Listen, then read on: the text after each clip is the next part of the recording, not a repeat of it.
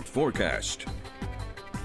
Beautiful sunrise, but boy, plenty cold. Well chilled, 17 degrees. Warren Falk captured that shot of the sun coming up over the Blue Ridge this morning. Of course, with the wind, it felt like it was in the single digits and teens across the region earlier this morning. Let's take a look at our high. We made it only to 36 today at the airport. Again, 59 occurred yesterday morning, so 23 degrees colder today. Of course, the wind slowly abating as the day wore on. Currently at the airport, we're 31, a light northwesterly wind, a calling card of this modified Arctic air mass, very dry air, a dew point of 1. Currently at the Valley Airport in Weir's Cave, 25, which kind of drains a little colder than everywhere else. But temperatures across the valley struggled to hit freezing today. And as we take a look at current numbers, most of us are in the upper 20s to right around 30 degrees and some middle 20s across the Shenandoah Valley. So just a little bit of wind, and those wind chills in the teens and mid 20s across much of the region. Skies have been clear throughout much of the day. We will have a buildup in clouds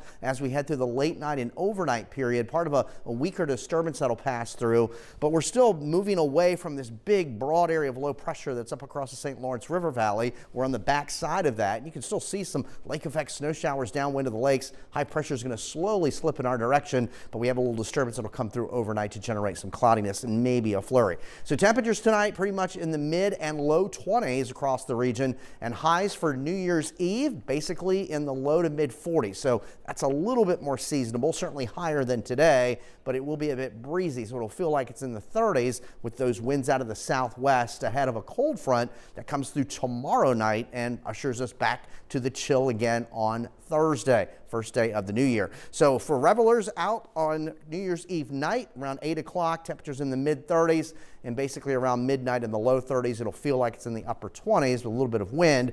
And then a colder day on Thursday, basically in the upper 30s to around 40, still some blustery conditions. So a cold start to 2026, and we'll see temperatures come back a little bit more on Friday.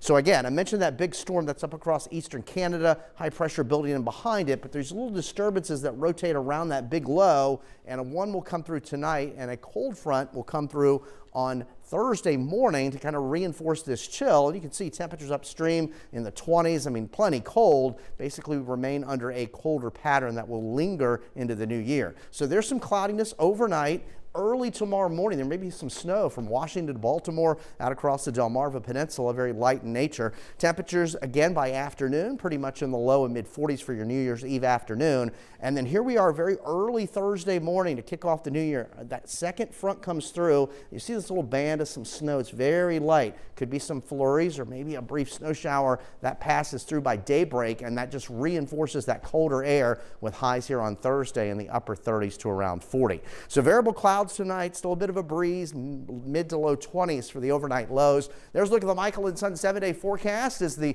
new year awaits. Again, the cold temperatures will take into the new year as well. Temperatures may fluctuate as we head into Friday and Saturday and early next week, but overall largely dry for right now.